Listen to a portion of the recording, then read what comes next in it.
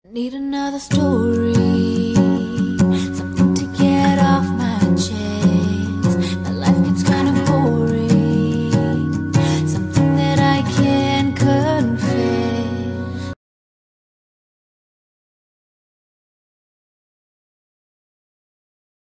Assalamualaikum warahmatullahi wabarakatuh. Pada pertemuan kali ini kita masuk ke pembahasan yang kedua, yaitu tentang deskripsi diri.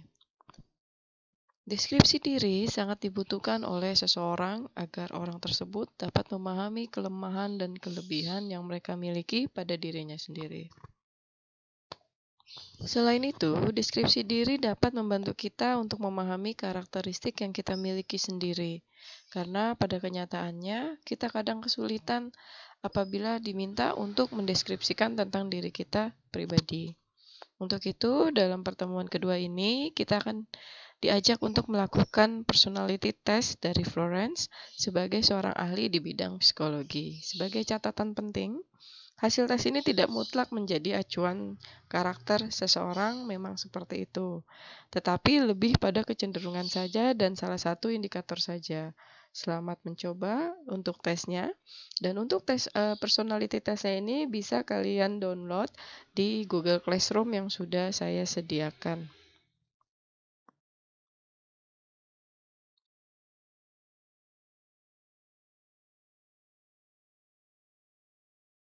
Oke, untuk sebagai bahan tambahan, saya akan menjelaskan tentang teori dasar dari MBTI atau biasa disebut dengan Myers-Briggs Type Indicator, gitu ya.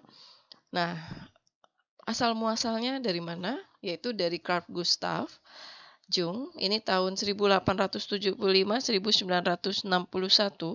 Ia ingin mengetahui bagaimana cara membantu manusia untuk mengenal dirinya secara akurat, lebih objektif dan mendalam. Pada waktu itu, Jung ini sudah mengetahui pendapat Sigmund Freud yang mengatakan bahwa perilaku manusia disebabkan oleh objek. Jung juga sudah tahu pendapat Alfred Adler tentang perilaku manusia yang mengatakan bahwa agen penentu perilaku manusia berada di dalam subjek itu sendiri. Jung melihat bahwa apa yang dikemukakan Freud dan Adler ini sebenarnya sama. Hanya satu, yaitu melihat dari sudut ekstrovert dan dari sudut lain introvert. Jung melakukan penelitian dan observasi atas berbagai corak kepribadian manusia selama 20 tahun lebih, hingga akhirnya ia mengemukakan penggolongan manusia itu berdasarkan tipe-tipe kepribadian, yaitu diantaranya ada extrovert, introvert, thinking, dan feeling. Jadi ada 4 gitu ya. Lalu dilanjut dengan Isabel Myers, ini dia tahun 1897 hingga 1980. Bersama ibunya Catherine Briggs, dia tahun 1875 hingga 1968, yang mempelajari teori Jung dan selama 40 tahun melakukan pengamatan tipe-tipe kepribadian manusia berdasarkan pada teori Jung tersebut. Mereka akhirnya membuat sebuah psikotes yang dapat menggolongkan manusia dalam tipe-tipe kepribadian sesuai dengan teori Jung tentunya. Demikianlah akhirnya terlahir tes yang bernama Myers-Briggs Type Indicator atau MBTI. Myers dan Briggs ini memperkuat dan memperluas temuan Carl Gustav Jung mengenai extrovert, introvert, penginderaan intuitif, berpikir berperasa, dan penilai pengamat.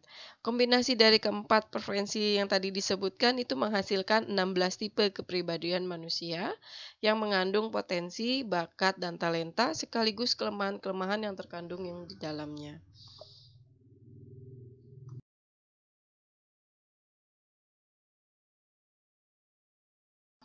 MBTI ini yaitu preferensinya diantaranya merupakan pilihan, dia termasuk merupakan pilihan hidup ya. Jadi terserah mau melaksanakan tes tersebut atau tidak gitu. Jadi makanya disebut pilihan. Netral, sifatnya tidak ada baik dan buruk, bersifat inati. Kita memiliki ada 8 preferensi yang ada. Hanya saja yang dipilih hanya 4 gitu ya. Yang 4 itu tadi ada extrovert, introvert, thinking, feeling gitu ya. Lalu bertindak sesuai preferensi, akan merasa lebih nyaman dan spontan gitu. Jadi perbedaan preferensi ini ada 8 tadi ya. Di antaranya tadi kita 4 sudah yang biasa dipakai. Selebihnya adalah saya ulangin lagi, ada extrovert, introvert, sensing, intuition, thinking dan feeling, dan judging dan perceiving.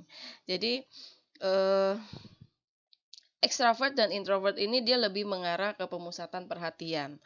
Lalu ada sensing dan intuition, itu ada cara memperoleh informasi. Gitu perbedaannya ya. Jadi kalau thinking dan feeling itu lebih ke arah cara membuat keputusan.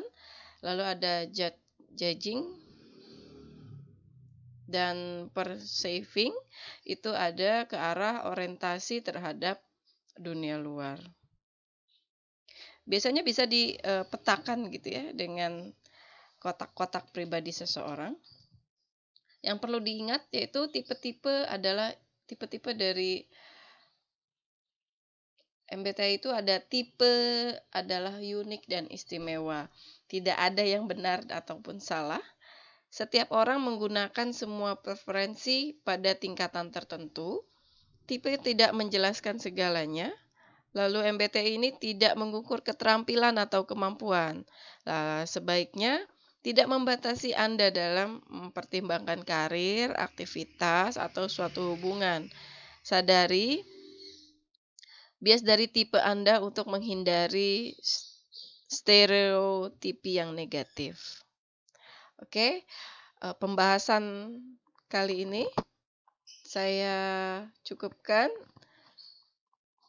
Terima kasih. Wassalamualaikum warahmatullahi wabarakatuh.